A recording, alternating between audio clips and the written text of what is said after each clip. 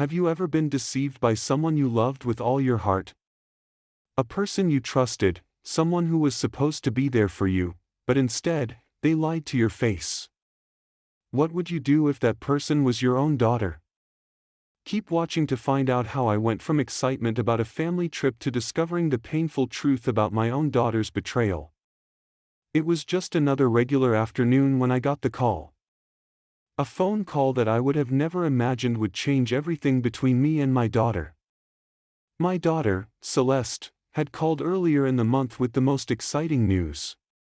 She asked, "Dad, how about we go to Hawaii together for a family trip? Just you, me, and Stuart. Real family time." Celeste had always been busy with her marketing firm and her in-laws, the Morrisons, but this time, she said, it was different. It was supposed to be just the two of us, no distractions. I had been so excited. A chance to reconnect, spend quality time together. It had been months since we saw each other, and I hadn't been this excited about anything in a long time. I spent days researching things to do in Hawaii. Snorkeling, hiking, visiting beautiful beaches, and more. I even bought a few Hawaiian shirts and planned everything down to the smallest detail. Then, just days before the trip, everything changed. The phone rang. Celeste's name lit up on the screen. She didn't usually call me at this hour, so I picked up right away. "Hi, honey, is everything okay?" I asked, my voice full of excitement, still thinking about the trip we were supposed to go on. "Dad," she said slowly, her voice unusually careful, "I'm so sorry, but we can't go to Hawaii. Stuart's company is downsizing. There's a chance he'll lose his position. We just can't afford it right now." I was stunned. My mind raced, trying to process what she was saying. Hawaii. Cancelled. All I could think was how disappointed she must be, and how much she had been looking forward to this time together. But her voice sounded so calm, so practiced, like she had said these words before. It didn't feel right. But I didn't want to jump to conclusions. She was my daughter, and I believed her. "I understand, honey," I said, my voice soft. "These things happen in business. The trip isn't important. What matters is that you and Stuart get through this. If you need anything at all, I'm here." There was a long silence before she responded. "No, Dad, we'll handle it ourselves. Thank you, though. I'll call you when things settle down." The call ended shortly after that. I sat there, staring at the phone in my hand, feeling the weight of her words sink in. I tried to shake off the unease that was starting to settle in my stomach. I looked at the shopping bags on the couch next to me. They were filled with the Hawaiian shirts I had bought, ready for our trip. I hadn't even taken the tags off yet. I had spent $180 on those shirts. $180 for a trip that would never happen. I felt like a fool. I had been so excited about the trip, about spending real time with my daughter. Now, it was all gone. Cancelled. Gone just like that. The next day, I returned the shirts. I couldn't bring myself to wear them now. I returned everything, sunscreen, the shirts, even the tour I had booked for us to visit Makini Crater. It felt like I was putting everything back in the box, as if this whole trip never existed. I tried to call Celeste that afternoon, but it went straight to voicemail. I left a message, hoping she would call back. "Hi, sweetheart, just checking in. Want to know how Stuart's doing. Call me when you can." An hour passed. Then 2. I got a text from her, one of those short, vague ones she sent when she didn't feel like talking. "Busy dealing with everything. We'll call soon." I didn't hear from her again for 2 days. Every time I tried to reach out, it was the same, a text message with just enough information to tell me she was too busy. I stopped calling. I knew she needed space. I understood that. But as I sat there, alone in my kitchen, staring at my phone, something didn't feel right. Something was off. I couldn't shake the feeling that there was more to this than she was telling me. I decided to do something I don't usually do. I logged into Facebook. I hadn't checked my account in months, but something inside told me I should. I searched for Celeste's profile, and that's when I saw it. A photo posted just a few hours ago. A photo of Celeste, Stuart, and her in-laws, Glenn and Nora, on a beach. The sun was setting, and they were all smiling. The caption read, "Best family vacation, acres Ohana time, Hawaii dreaming." I felt my heart stop. I looked at the date. The photo was taken during the exact week Celeste had cancelled our trip, claiming that financial problems were getting in the way. But here she was, in Hawaii, having the time of her life with the Morrisons. I sat there, staring at the photo on my screen, trying to make sense of it. This wasn't just a simple misunderstanding. Celeste had lied to me. She had lied about everything. I clicked through the photos, more pictures of them at an expensive resort. Celeste and Stuart in snorkeling gear. Celeste and Nora laughing at a luau. Glenn holding a Mai Tai on a balcony overlooking the ocean. The resort in the background was exactly the kind of place I had planned for us to stay. But instead of spending time with me, Celeste had chosen to be with them. I sat there for what felt like hours, my chest tight, my hands shaking. The anger wasn't there yet. But the hurt? It was deep. I had been manipulated. I had been deceived by my own daughter. I scrolled through more posts, hoping I was wrong, hoping there was an explanation. But I wasn't wrong. Everything lined up. The trip to Hawaii had been planned long before I was ever invited. She had cancelled on me, used the excuse of financial issues, and then went off to enjoy herself with the Morrisons. At that moment, something inside me snapped. I realized I wasn't just a father. I was a fool. And I wasn't going to let her get away with this.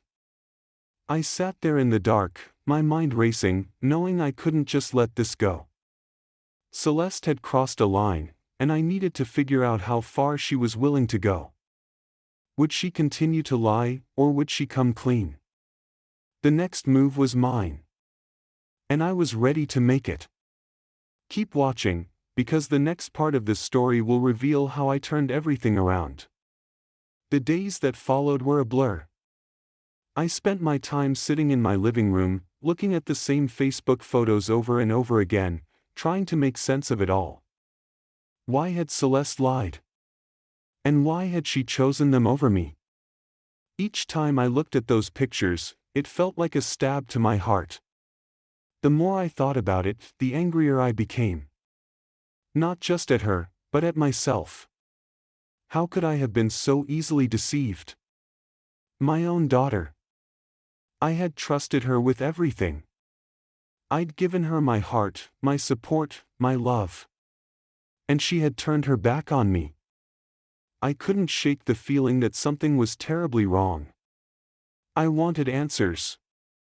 I had to know the truth, no matter how much it hurt. I decided to take action. I started documenting everything. Every message. Every detail. It wasn't just about the lies anymore, it was about understanding the full extent of what had happened. I was no longer just her father, I was a man who needed answers. I began by carefully rereading every text, every voicemail. I wanted to be sure I hadn't missed something. I hadn't. Celeste had been vague and dismissive. She hadn't really said anything that made sense. When she told me that Stuart's job was in danger, I believed her.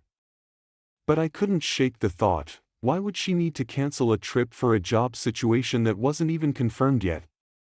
And if their financial situation was really so bad, why were they suddenly in Hawaii? The story didn't add up.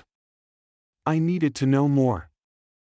One evening, I did something I never thought I'd do. I started digging into Celeste's social media accounts.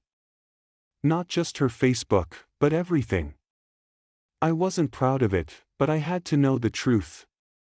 I wanted to see what she was posting, who she was hanging out with, and what she was hiding. I spent hours going through old posts, photos, messages. And then, I saw something. A post from 2 weeks ago, just before Celeste had called to cancel the trip. The caption said, "Counting down the days until our adventure. #FamilyTime #MauiBound." I stopped dead in my tracks. Maui bound? What was this? Hadn't she just told me that they couldn't afford to go to Hawaii? Why would she post about it like it was a done deal? That was the moment it hit me. She had lied to me. She had lied to my face, and I had believed her. She had planned this trip with the Morrisons all along, and I had been the last to know. I wasn't even an afterthought. I was the fool. I couldn't just sit there. I had to confront her. I wasn't sure how, but I knew I couldn't keep letting her get away with this. But before I could make the call, I received a message from her. It was one of those short texts again. The ones that never seemed to say much, but always left me with more questions than answers. "I've been thinking about our conversation. I'm really sorry, Dad. I just didn't want to hurt your feelings. I'll explain everything soon." My stomach churned. I wasn't buying it anymore. The "I didn't want to hurt your feelings" excuse? That was just more manipulation. I didn't respond right away. I couldn't. I had to stay calm. The next move had to be mine. The following day, I got another call from Celeste. This time, I didn't let it go to voicemail. I was ready. I picked up the phone and answered it without hesitation.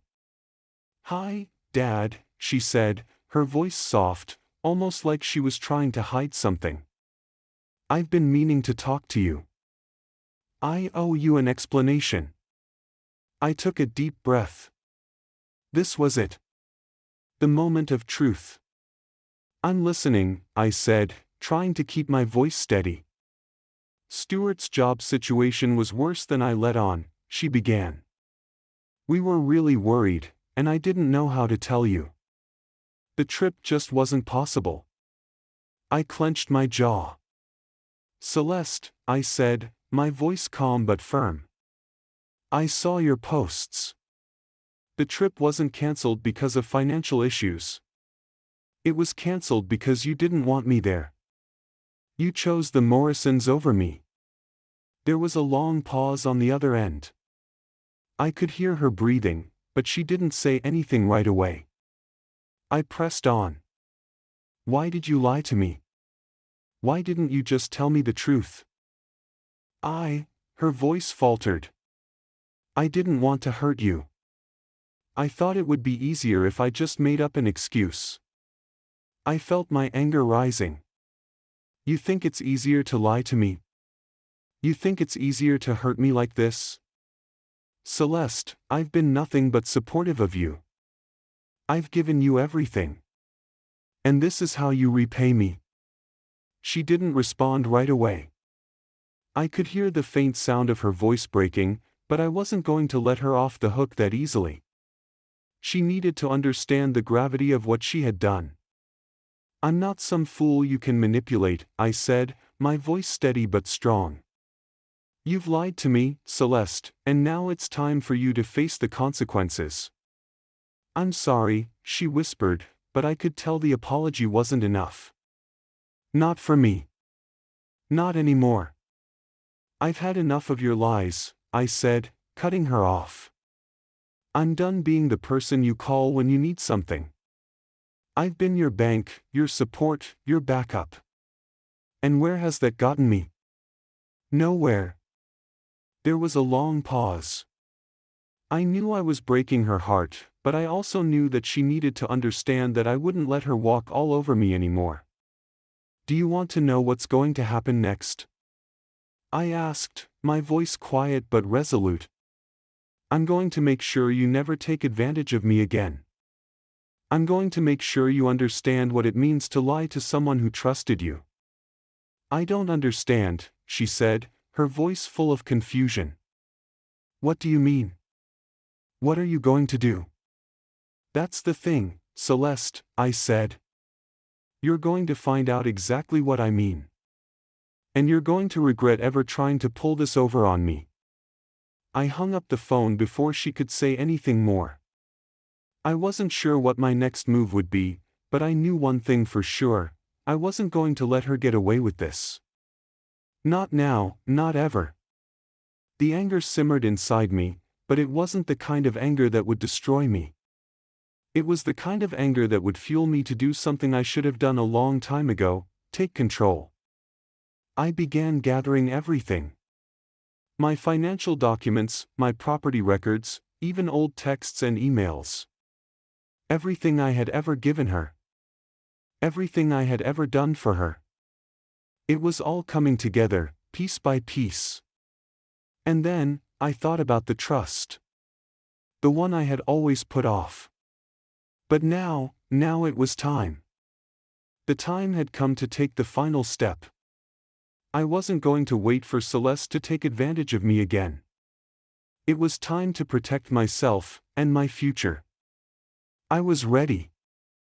Ready to take back control of my life. But what Celeste didn't know was that the next move I made would change everything.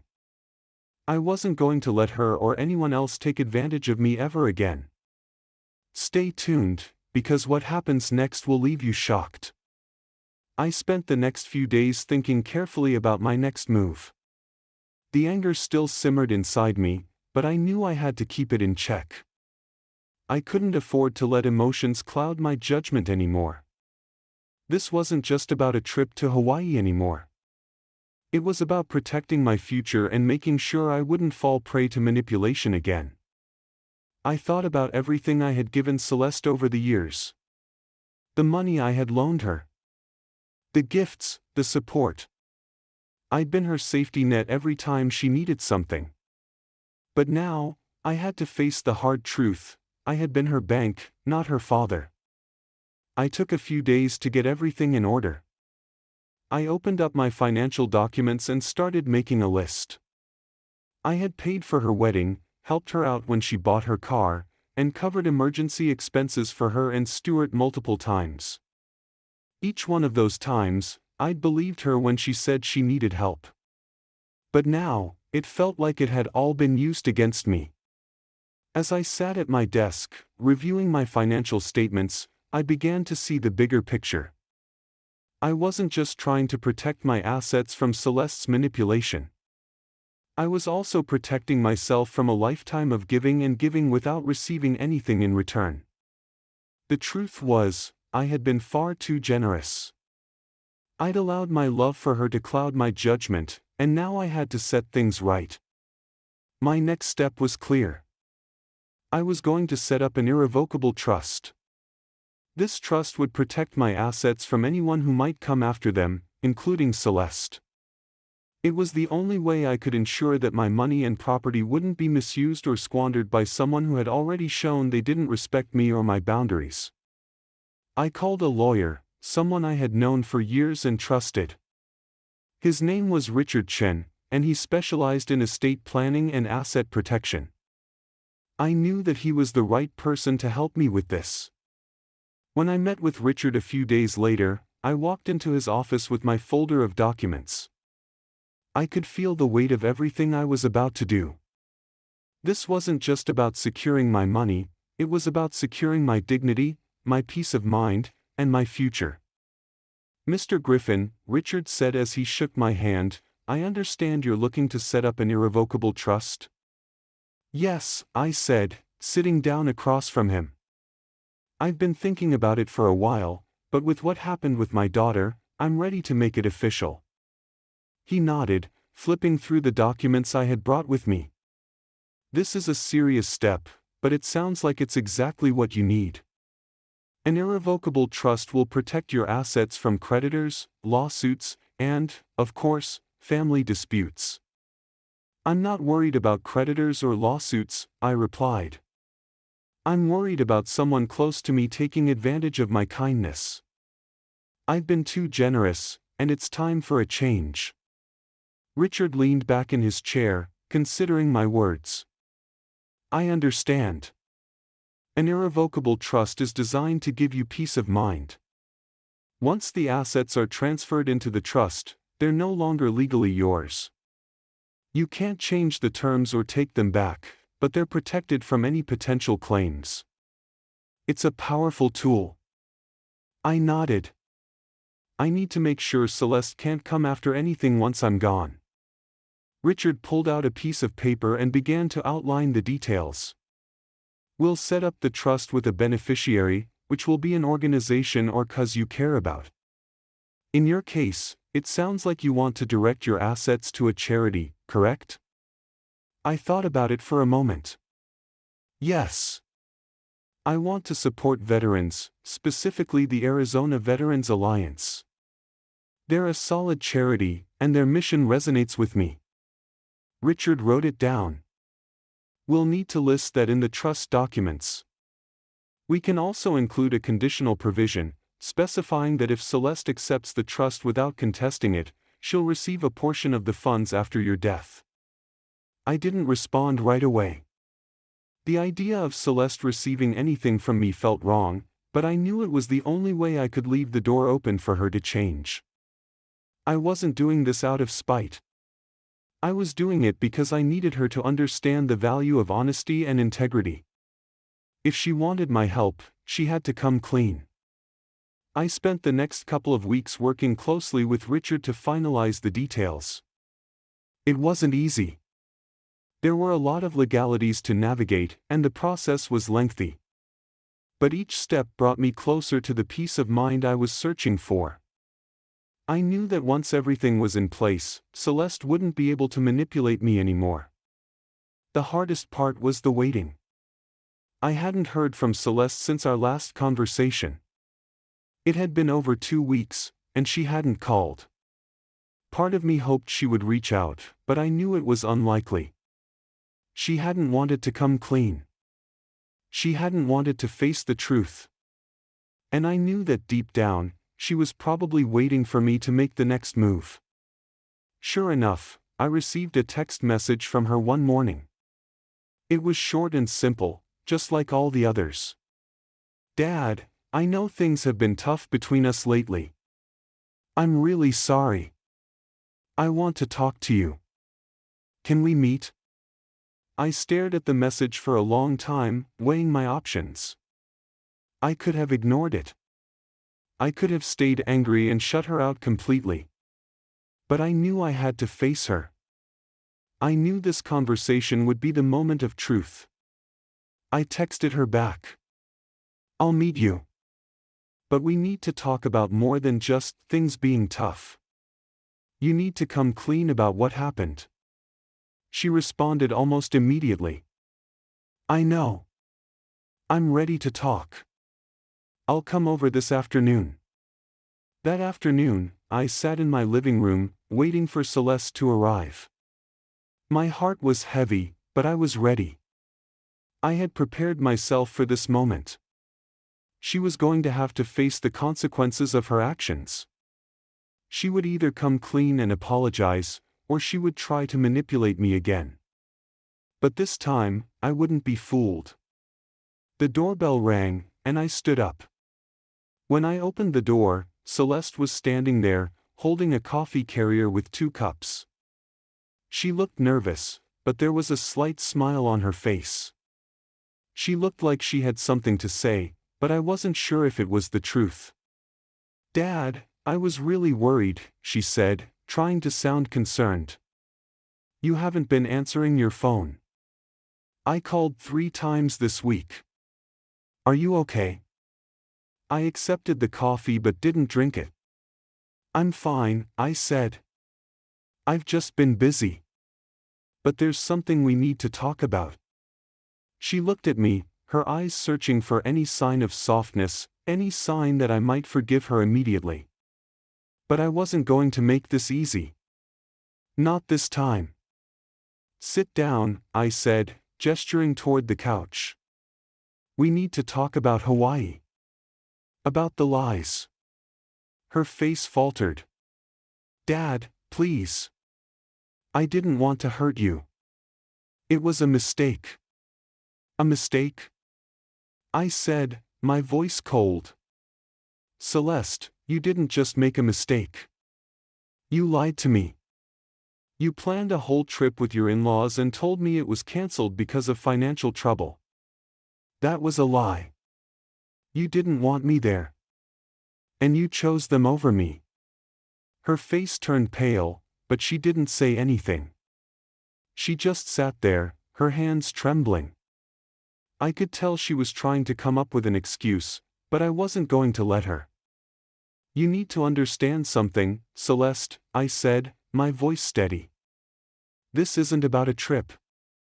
It's about trust. You've broken my trust, and now you have to face the consequences. She opened her mouth to speak, but I cut her off. You're not getting any money from me. You're not getting anything unless you prove to me that you can be honest. If you want anything from me in the future, you're going to have to earn it. You're going to have to show me that you can be trusted. She looked at me, tears welling in her eyes. But I wasn't moved by her tears. I had heard enough lies. I had seen enough manipulation. It was time for her to understand that things were different now. I stood up and walked over to my desk. I picked up the folder I had prepared, the irrevocable trust documents, and slid it across the table toward her. Take a look at this, I said. This is what I've set up.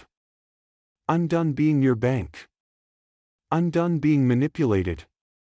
And if you want any chance of receiving anything from me, you'll have to accept these terms. It's the only way. She opened the folder, scanning the documents. Her face went white as she realized what it meant. Dad, what is this? You're giving everything to a charity? I nodded. Yes. This is what happens when you break trust. You lose everything. And you've lost my trust, Celeste. But just when I thought I had made my final decision, something happened that I didn't expect. Celeste looked up from the documents, her face pale but determined. She said something that changed everything. Keep watching to see what happened next. Celeste stared at the documents in front of her, her hands trembling slightly as she flipped through the pages. I could see the shock on her face as she read about the irrevocable trust, the charity, and the conditions attached. She hadn't been expecting this. I could tell from her wide eyes, her jaw clenched tight, as if she were trying to make sense of the situation, trying to figure out a way to fix it. I stood across the room, watching her closely, waiting for her to speak. I wasn't sure what I expected her to say, but I knew I couldn't let my guard down. Not now. Not after everything that had happened. Dad, she said, her voice cracking slightly. What are you doing? Why are you doing this?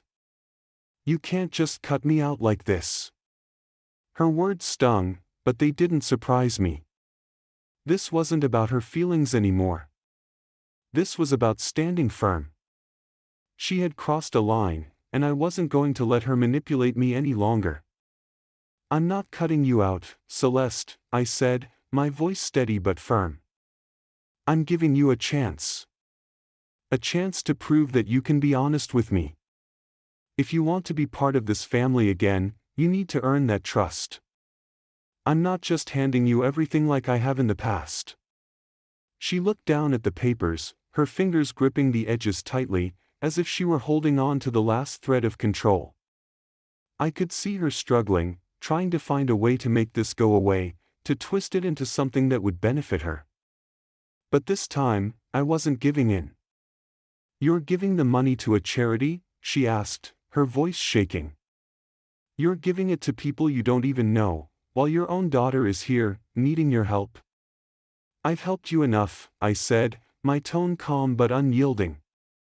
"I've given you money, I've supported you, and what have I gotten in return?" "Lies. Deception. You lied to me about Hawaii. You lied to me about the investment.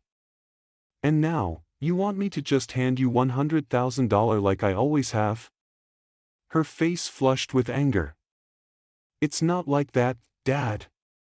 I made a mistake." "Stuart and I cut her off." "You didn't make a mistake, Celeste. You made a choice. A choice to lie, a choice to deceive, and a choice to push me aside for your in-laws. You chose them over me." The silence between us was thick, heavy with the weight of truth. I could see the wheels turning in her mind, as she tried to figure out her next move. She wasn't ready to admit she had been wrong, but I knew deep down that she understood. She was just too proud to say it. "I'm not asking for a second chance," she said after a moment, her voice quieter now. "I'm asking for a chance to make things right. To fix what I've broken." I stared at her, trying to read her face, to understand if she was being sincere or just trying to manipulate me again. But this time, I wasn't going to be fooled. Not anymore. "Prove it," I said. "Prove to me that you're ready to make things right. You've got one chance. But you have to accept the terms of the trust without contest. You have to accept that you lied and hurt me. If you can do that, then maybe we can start to rebuild what we lost." She looked at me, her eyes filled with tears, but I didn't flinch. I couldn't. This was about more than just her. This was about setting boundaries and protecting myself from further harm. "I don't know if I can do that, Dad," she said, her voice trembling. "I don't know if I can admit everything to everyone." I sighed. "You don't have to do it for me, Celeste. You have to do it for yourself. You have to take responsibility for your actions. Until you do that, I can't trust you. And if I can't trust you, then there's no chance for us." Her eyes welled up with tears, and for a moment, I thought she might break. But then, she stood up abruptly, the papers still clutched tightly in her hands. "I can't believe you're doing this," she said, her voice rising with frustration. "I'm your daughter. You're supposed to help me, not punish me." I stood my ground, refusing to let her guilt trip me. "I am helping you, Celeste. I'm helping you by showing you that actions have consequences. You don't get to lie and manipulate me and then expect everything to go back to normal." She didn't respond immediately. Instead, she just stood there, her shoulders slumped, her hands shaking as she stared down at the papers in front of her. It was clear that she wasn't ready to face the truth, not yet. But maybe, just maybe, she would come to understand that what I was doing wasn't out of spite, it was out of necessity. "I need time to think," she said finally, her voice softer now, but still laced with frustration. "I'll get back to you." I nodded, not saying anything more. I didn't need to. She knew what was at stake. The next few days were eerily quiet. I didn't hear from Celeste. Not a call. Not a text. Nothing. Part of me wondered if she had just given up, if she had decided that my terms were too much to bear. But another part of me knew better. She wasn't the type to back down easily. I spent the time carefully preparing for the next steps. I had already contacted my lawyer, Richard Chen, and told him about the situation. He was on standby, ready to step in if things escalated further. The trust was set in stone, and I wasn't about to let anyone challenge it, especially not Celeste. Then, just when I thought things had settled, I received a message from her. It was short and to the point. "Dad, can we talk? I took a deep breath, preparing myself for whatever she was about to say. I had no idea where this conversation would lead, but I knew it was important. This could be the moment where everything changed. We arranged to meet later that afternoon, and when I opened the door to greet her, I was struck by how different she looked. Her face was pale, her eyes red from crying. She was no longer angry or defensive. She looked defeated. "Hi, Dad," she said softly, her voice hoarse. "Can we sit down?" I led her to the living room and we sat across from each other. The space between us felt cold, distant. The trust documents were still on the table, and I could tell she was avoiding looking at them. "Celeste," I said, my voice calm, "what's going on? What have you decided?" She took a deep breath, her hands fidgeting nervously in her lap. "I've thought a lot about what you said. I've realized that I've been selfish. I've hurt you in ways I can't take back. And I'm sorry. I'm really sorry." I didn't say anything. I just let her speak. "I want to fix this. I want to be the daughter you deserve. I know I've made a mess of things, but I'm willing to do whatever it takes to make things right. If that means accepting the trust, then I will. I'll accept it, without challenge, without complaints." Her words hit me like a wave. For the first time, I saw sincerity in her eyes. For the first time, I believed she understood the weight of her actions. "You're willing to accept it?" I asked, still unsure. She nodded. "Yes. I'll take responsibility.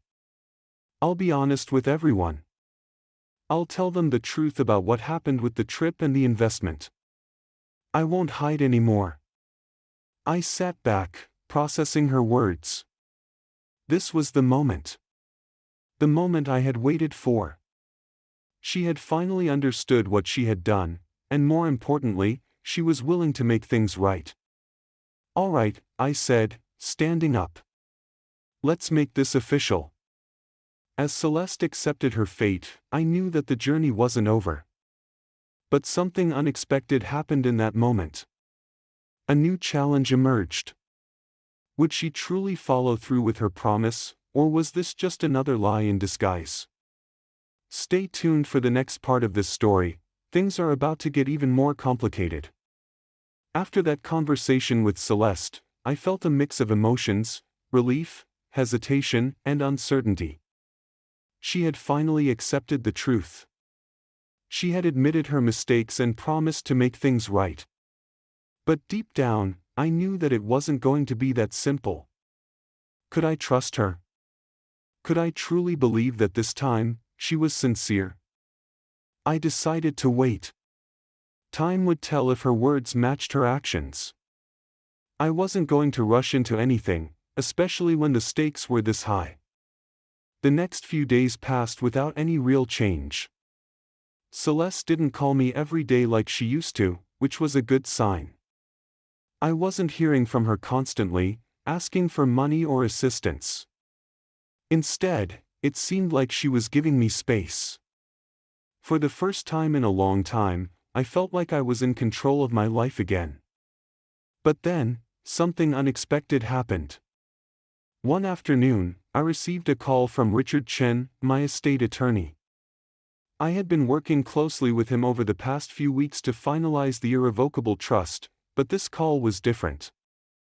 His voice was serious, almost cautious. "Gus," he began, "I wanted to update you on the trust and your daughter. I've been going over the paperwork, and I have some concerns. I need you to be aware of something." My heart sank. "What concerns?" I asked, already knowing that things were never simple when it came to family and money. "There's a legal loophole. It's small, but it could cause some trouble down the road if you're not careful," he explained. "Celeste has signed the trust documents, but she hasn't formally accepted the terms in front of a notary. She hasn't completed the entire process, and as a result, there's a risk that it could be contested in court. I felt a rush of frustration and anger. Was she trying to back out already? After all the progress we had made, was she really going to drag me through more legal battles? I sighed, trying to keep my emotions in check. So, what do I do? We need to make sure she formally accepts the terms, Gus. She has to understand that the trust is irrevocable, that there's no turning back. It's a legal requirement for her to fully understand the consequences before the trust is considered fully executed. If you want this to stand up in court, she has to accept it willingly. I nodded. All right. Let's set up a meeting. I'll call her. Later that day, I texted Celeste to let her know we needed to meet again. I had no idea how she would react. She had seemed so sincere when we last spoke, but now, with Richard's concerns weighing on me, I wasn't sure if I could trust her judgment anymore. She replied almost immediately, "Okay, Dad." When and where? I arranged for us to meet the following afternoon at my house. I wasn't sure what to expect from her, but I knew this meeting would determine whether or not I could move forward with any kind of relationship. It had to be done. When she arrived, I could see the nervousness in her eyes. She had clearly been thinking about the situation, but whether that was out of genuine remorse or fear of losing everything, I couldn't tell. "Hi, Dad," she said, hesitantly walking through the door. "I've been thinking a lot about what we talked about." "Have you?" I replied, my tone neutral. I wasn't in the mood for small talk. "I called Richard Chin today. He told me that you need to formally accept the terms of the trust. You can't just sign a piece of paper and expect it to hold up. You need to understand that there are serious consequences to your actions." She nodded, but I could see the unease in her face. "I know, Dad. I've been thinking about it. I'm ready. I'm ready to accept everything. I want to make things right. I know I've hurt you, and I'm sorry for that." I wasn't sure if I could believe her. Her voice was calm, but there was still something in her eyes that told me she wasn't fully ready to face the reality of what I was asking of her. This wasn't just about accepting money or assets, it was about accepting accountability. "Then let's do this," I said, walking over to the desk where the trust documents were prepared. "Sign here, Celeste. You need to accept these terms without contest. No more lies. No more manipulation." She sat down at the table, her fingers hovering over the pen. For a moment, I thought she might hesitate, but instead, she picked it up and signed. It was a quiet moment, the sound of the pen scratching the paper filling the otherwise silent room. As she signed, I couldn't help but feel a slight sense of satisfaction. This wasn't about winning. It wasn't about punishing her. It was about teaching her that there were consequences to her actions, and that family should always come before anything else. When she finished signing, she looked up at me, her expression more vulnerable than I had seen in a long time. "I'll accept the conditions, Dad. I want to rebuild our relationship. I know I've made mistakes, but I'm not giving up. I'll prove to you that I can be trustworthy." Her words were heavy, and for a moment, I allowed myself to believe them. But I also knew that actions spoke louder than words. "You don't have to prove anything to me yet, Celeste," I said, my voice steady but firm. "Prove it to yourself. Prove that you're capable of making the right choices. I'm giving you a chance to rebuild trust, but it's up to you to make it happen." She nodded, her eyes bright with determination. "I will. I promise." The days that followed were quieter than I had expected. Celeste kept her distance, and I didn't reach out to her either. It was strange, this quiet period after everything that had happened. I had always been the one reaching out, the one trying to fix things, but now, I realized that I couldn't keep carrying the weight of our relationship alone. She had to take responsibility, and it seemed like she finally understood that. A few days later, Celeste called me. Her voice sounded different this time, softer, more genuine. "Dad," she said, "I've been thinking about everything. I'm really sorry for how I treated you. I know I can't just undo the hurt I've caused, but I want to do everything I can to make things right. I know I have a lot to prove, but I'm willing to try." I felt something shift in me, maybe it was hope. Or maybe it was just the realization that this wasn't going to be easy. But I knew that, for the first time in a long time, I didn't feel like I was the only one trying. "You're going to have to do more than just say the words, Celeste," I said, trying to keep my expectations realistic. "But I'll be here. We'll take this one step at a time." And with that, it felt like a new chapter was beginning for both of us. Not just as father and daughter, but as two people trying to understand one another, to rebuild what had been broken. As Celeste took her first steps toward redemption, I couldn't help but wonder if this was truly the end of the story or just another beginning. Was she really ready to change? Or would the same old patterns resurface? Only time would tell. But for now, I was cautiously optimistic. And that, for me, was a step forward. The days after Celeste signed the trust documents were quiet. Too quiet, in fact. The kind of silence that made you wonder if things were really as calm as they appeared or if the storm was just waiting to break. I didn't hear from Celeste every day, like I used to. Instead, she seemed to keep her distance, maybe giving me the space I had asked for. I appreciated it, but it also felt strange. I had grown used to constant messages, phone calls, her reaching out for help or guidance. Now, there was only radio silence.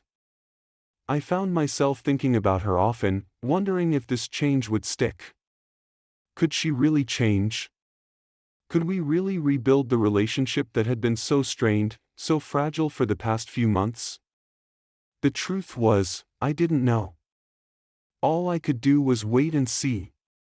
Then, after nearly a week of no contact, my phone buzzed with a text from Celeste.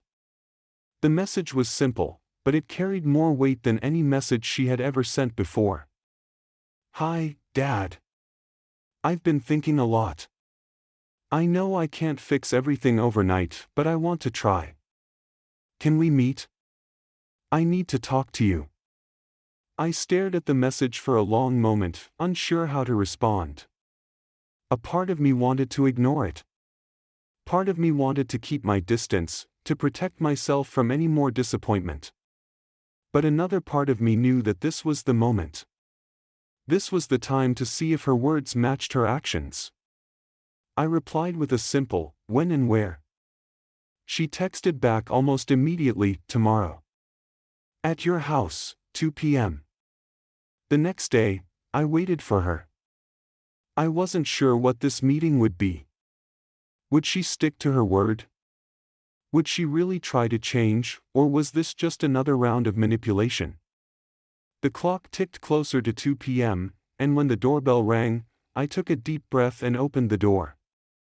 Celeste stood there, looking a little different than she had the last time I saw her. Her hair was slightly longer, her eyes tired but focused.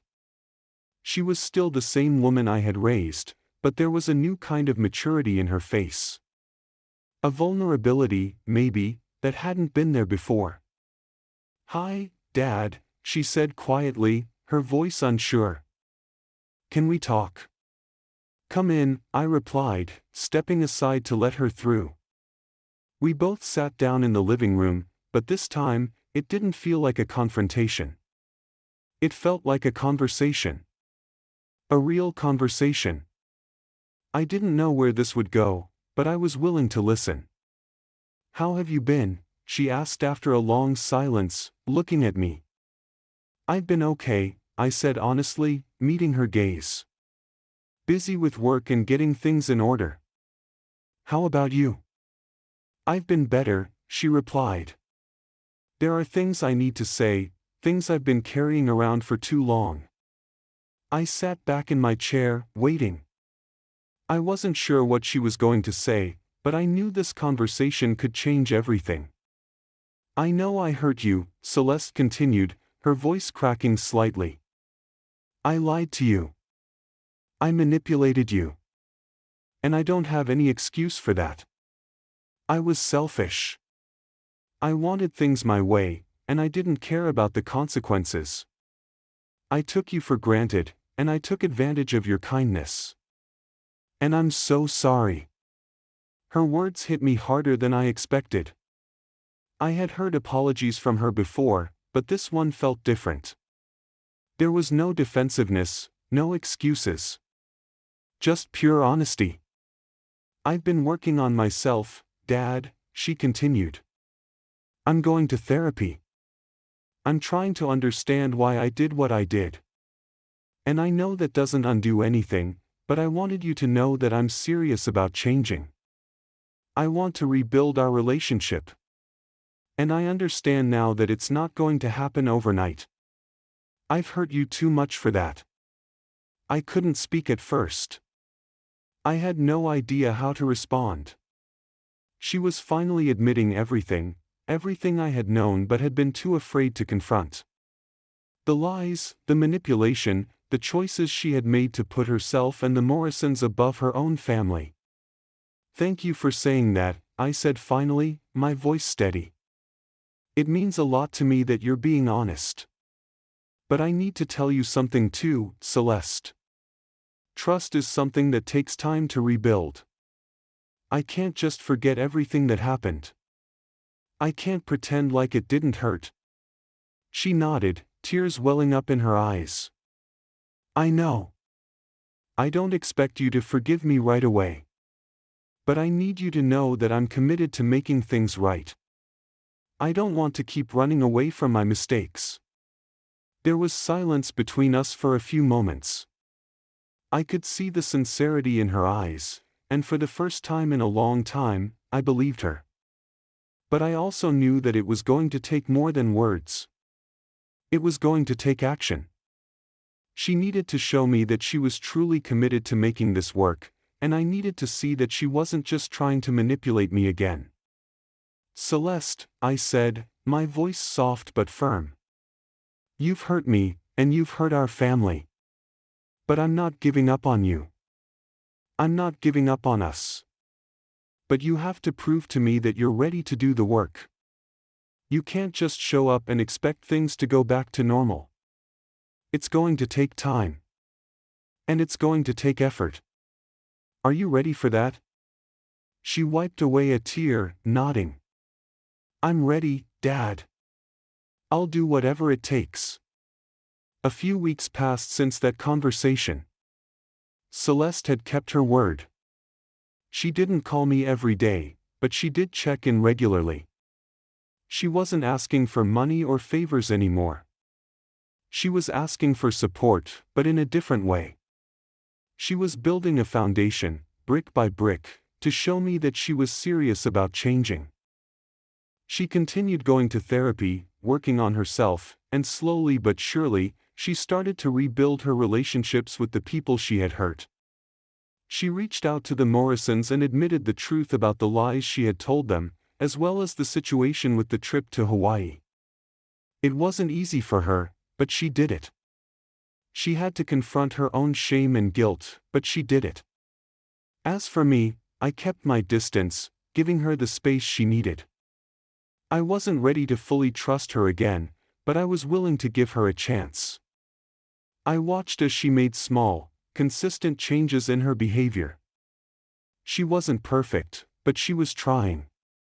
And that was all I could ask for. One evening, about a month after our last conversation, Celeste called me. Her voice was different this time, calm, steady, and full of genuine warmth. Dad, I wanted to thank you, she said. I don't know if you realize it, but you gave me a chance to really look at myself. I've started to change. I'm not the same person I was a few months ago, and I know it's because you didn't give up on me." I could hear the emotion in her voice, and I knew that this was the turning point. I wasn't sure if we'd ever be the same as we once were, but I knew that, for the first time in a long time, things were starting to heal. "I'm proud of you, Celeste," I said quietly. "I'm proud of the work you've done. And I'm glad we're getting to a place where we can start over." We talked for a while longer, just catching up. And for the first time in a long time, I felt hopeful about the future. I wasn't sure what it would look like, but I knew that Celeste was trying, and that meant more than anything. As I hung up the phone, I sat back in my chair, thinking about everything that had happened. It had been a long, hard journey, full of betrayal and pain. But somewhere along the way, we had found a way back to each other. I wasn't sure if we would ever be the same, but I knew one thing for sure: we were moving forward. And for the first time in a long time, that felt like enough. The trust might have been broken, but the hope for a better future was finally intact. That, in itself, was a victory. As I hung up the phone, I sat back in my chair, thinking about everything that had happened. It had been a long, hard journey, full of betrayal and pain. But somewhere along the way, we had found a way back to each other. I wasn't sure if we would ever be the same, but I knew one thing for sure: we were moving forward. And for the first time in a long time, that felt like enough. The trust might have been broken, but the hope for a better future was finally intact. That, in itself, was a victory. The weeks following that phone call were a blur. In the quiet moments of my life, I found myself reflecting on everything Celeste and I had gone through. It felt like the world had been turned upside down, and, just when I thought there was no hope left, she had managed to show me that she was capable of change. It wasn't easy, and it wasn't perfect, but there was something real happening between us now. I wasn't the father who blindly gave and gave, expecting nothing in return. I had learned to set boundaries, to stand firm. And Celeste, for the first time in a long time, was proving she could respect that. In the weeks that followed, Celeste came over to visit a few times. Each visit felt like a small step forward. It wasn't the same as it once was. There was a cautiousness in the air, but there was also something hopeful, something fresh. It was like we were both learning to rediscover one another, but this time with a deeper understanding of what trust and honesty really meant. One Saturday, about 2 months after our last serious conversation, Celeste invited me out to lunch. It was her idea, and for once, she wasn't asking for anything. She wasn't asking for money or favors. She just wanted to spend time with me. No hidden agendas. No manipulation. Just two people, trying to move forward. When we sat down at the small cafe, she looked different. More confident, more at peace with herself, like she had finally accepted the consequences of her actions. "I've been thinking a lot about what you said," Celeste began, stirring her coffee absent-mindedly. "About making things right. It's been hard, but I feel like I'm getting there. I don't think I'll ever be the same person I was before, and I don't want to be. I want to be better. For myself and for you." I nodded, listening carefully. There was no rush in my response. "I've noticed the changes, Celeste. You've been working hard, and I can see it. I know it's not easy, but you've got to keep it up. It's not just about words anymore, it's about actions. And that's what I've been looking for, actions that show me you're serious." She smiled, a soft, genuine smile. "I'm serious, Dad. I want you to know that." We sat there for a while, just talking, about life, about the things that had happened, and about where we were going from here. For the first time in a long time, I didn't feel the need to guard myself. There was a quiet acceptance between us now, a mutual understanding that we both had work to do, but that we were willing to do it together. Slowly, step by step, we were rebuilding the relationship that had been broken. As the lunch continued, we talked about our past, and she even apologized again for the lies and manipulation. But this time, it wasn't just about her apologizing, it was about us both acknowledging the hurt, the choices, and the way forward. I wasn't expecting perfection, but I was seeing something I hadn't seen in months: sincerity. A month later, it had been a few more weeks since that lunch. Things were still quiet, but the kind of quiet that felt peaceful rather than tense. I had kept my distance when it came to offering too much advice or stepping into her life, but I had also made sure to let her know that I was there when she needed me. She wasn't asking for much anymore, but there was a new respect in our relationship, and I could feel it growing with each passing day. One evening, I got a call from her. She was in the car, driving home from work. "Dad, I just wanted to call and let you know I'm really grateful," she said, her voice warm. "I know it hasn't been easy, but I feel like I'm finally finding my way. And I couldn't have done it without you giving me that push to face the truth." Her words hit me in a way I hadn't expected. She didn't just want me to forgive her. She was taking ownership, something I hadn't seen her do in years. "I'm proud of you, Celeste," I said, a lump forming in my throat. "I'm proud of the work you've done. You've come a long way, and it hasn't been easy. But I'm here for you, no matter what." "Thanks, Dad. I just wanted to say that I know we're not where we were before, but I hope we can get there again. Maybe not the same way, but better. I've learned a lot, and I want to show you that I can be better." I sat back in my chair, looking out the window.